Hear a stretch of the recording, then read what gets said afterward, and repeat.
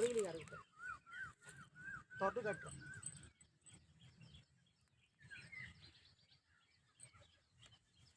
இது பாருங்க, இது பாருங்க, கனவு தோட்டத்தில் மாங்காய் அருமையாக காய்ச்சிருக்கேன்.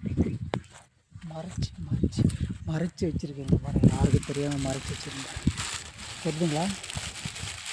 இந்த மாங்காய் மறைச்சி வச்சுருந்தேன். அப்படியே பார்த்தீங்கன்னா டிஸ்ட்ரிக்ட் செருப்பு வச்சுருக்கேன். இந்த பேர் இந்த வாங்க